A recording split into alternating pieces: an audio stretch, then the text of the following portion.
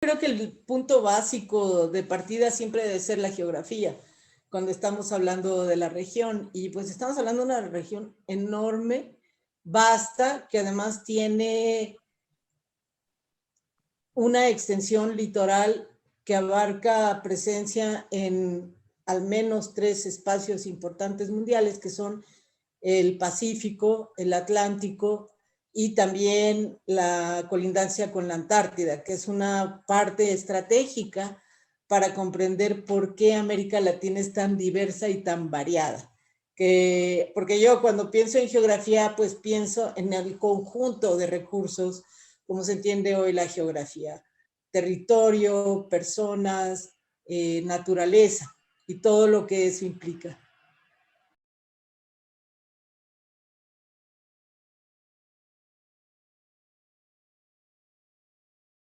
El Caribe y la dimensión marítima también, porque muchas veces lo que se dibuja es nada más la parte de la tierra, y como bien dices, se dejan fuera las islas y se desdibuja lo que es el litoral marítimo, que es enorme, y además que es un litoral clave para países como Chile, como Argentina, como México, como Brasil. Y con respecto a América Latina y el Caribe, tienes toda la razón. En realidad son categorías que se han ido utilizando y de alguna manera institucionalizando, pero que no puedes encajonar, porque América Latina, pues América es, como continente, es polilingüista, pero además América Latina y el Caribe es una región también polilingüista o multilingüista, en la que lo latino no es el único origen, sino por el contrario es una región que se nutre desde el punto de vista cultural y desde el punto de vista también lingüístico, de componentes que vienen del resto del mundo. Y cuando hablamos del resto del mundo estamos hablando de las migraciones que vienen de todo el resto de continentes y del mismo continente americano del norte hacia el sur. Entonces, una manera interesante de verlo es tomar los directorios y ver los apellidos. Y ahí uno puede identificar los orígenes de los apellidos o de los lugares, precisamente con estas identidades que nos hablan de que es una región, una macro región, América Latina y el Caribe, que no puede ser nada más identificada por su pertenencia al Caribe o a lo latino. Son construcciones y es muy probable que evolucionen con el tiempo.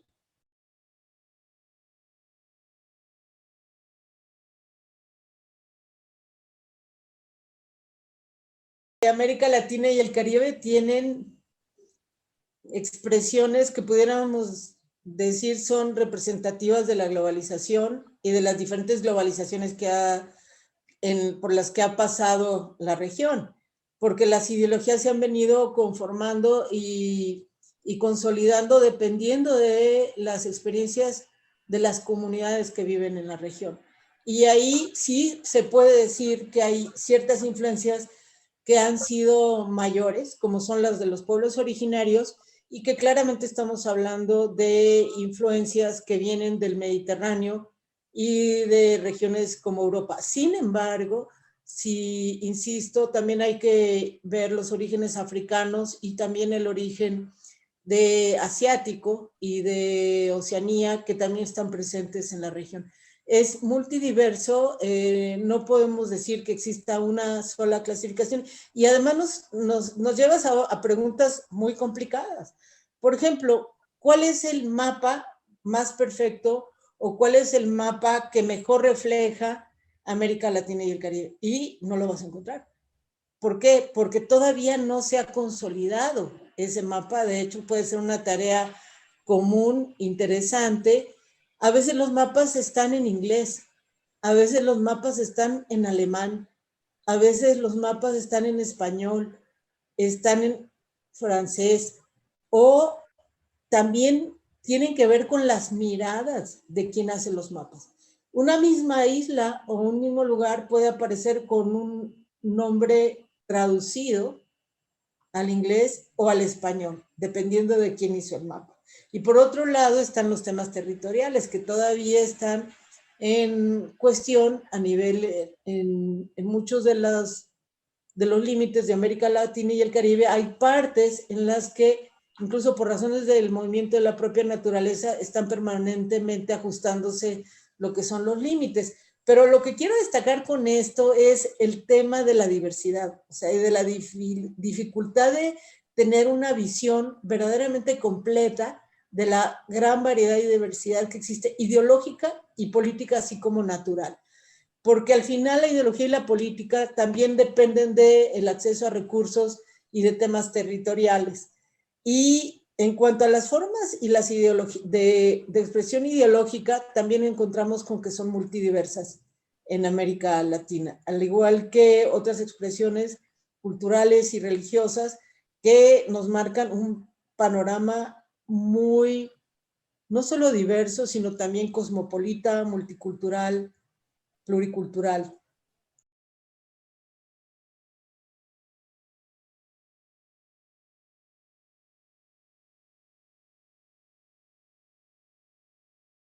La capacidad de diálogo entre diferentes sectores a lo largo de la gran región.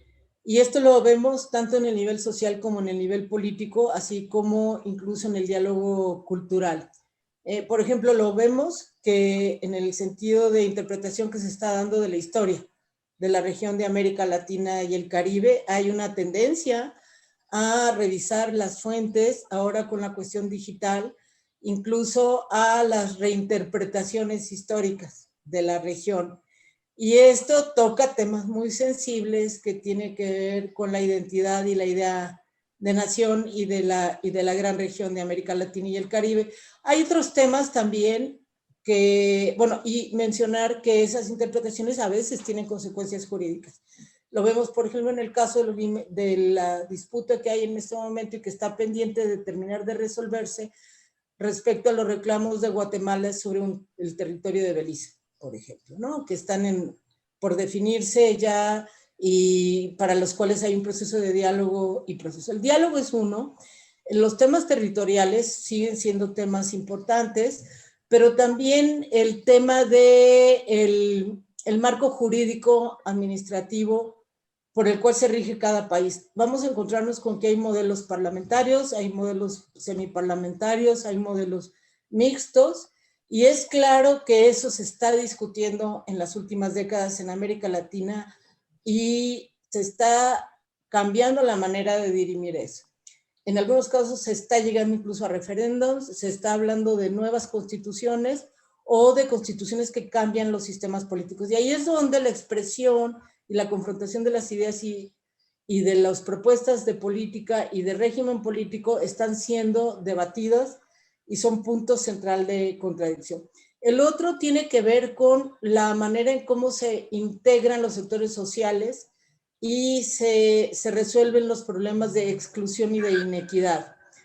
Y esos también tienen consecuencias prácticas. ¿Por qué? Porque implican presupuesto.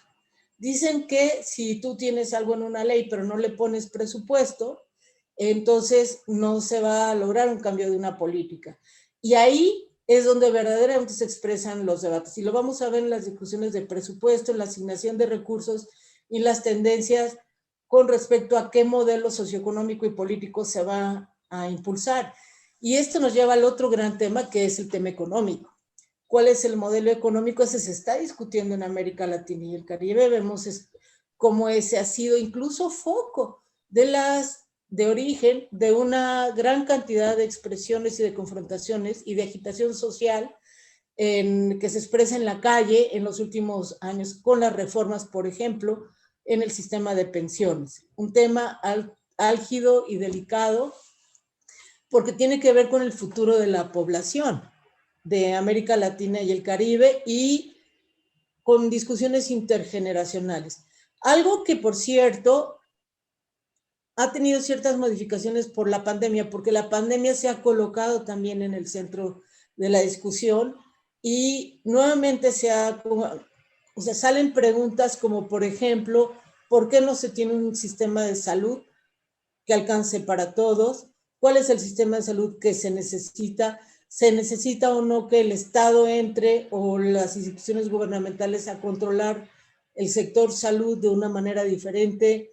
Lo mismo con respecto a la educación y otros campos. Entonces, estamos viviendo un periodo de agitación general, social, político, económico y además de mucha inseguridad. De mucha inseguridad sobre el futuro. Y eso está generando también confrontaciones y miedos. El miedo al futuro, el miedo a no sobrevivir después de la pandemia y entre las condiciones actuales socioeconómicas, en toda la región están teniendo expresiones diferentes y en algunos expresiones todavía muy graves porque se siguen perdiendo vidas. Y en algunos casos se abren los sistemas, se abre el diálogo y en otros casos al revés. Se cierra el diálogo y se rigidizan las estructuras sociales y políticas.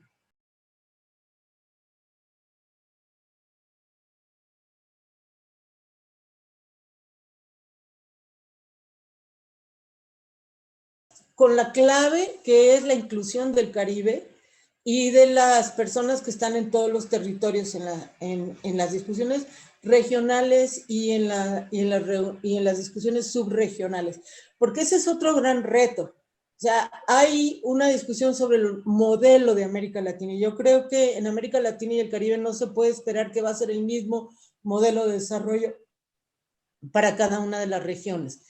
Cada región o subregión también debe de volver a verse de otra manera.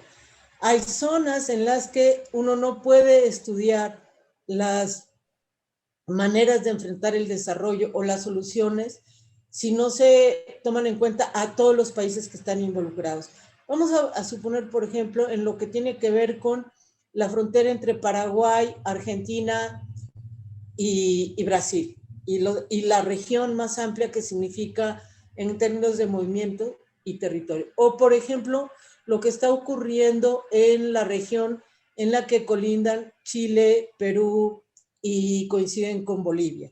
O si tú te pones a pensar en lo que implica el papel del Canal de Panamá, donde todos los días pasan y cada año pasan miles de barcos de todo el mundo. Entonces hay dimensiones también en las que se requiere enfrentar me parece, la discusión sobre el desarrollo y la solución de problemas, tomando en cuenta esos nodos de problemáticas que cambian su relación en términos de si se tratan o no de dimensiones locales, regionales o globales.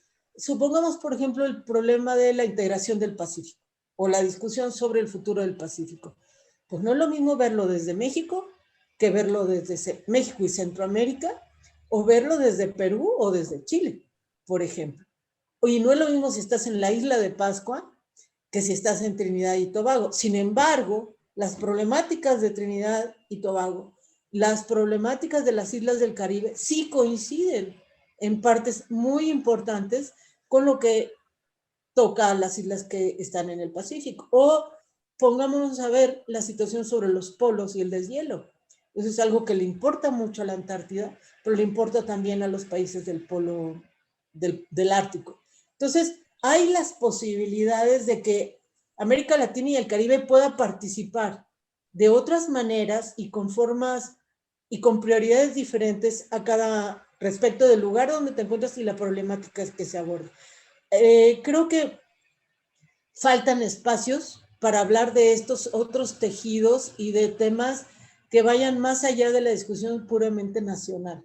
Creo que necesitamos espacios para poder dialogar y hablar del futuro de las regiones, las subregiones, cómo se traslapan incluso las subregiones y cómo se conectan con otras dinámicas más globales.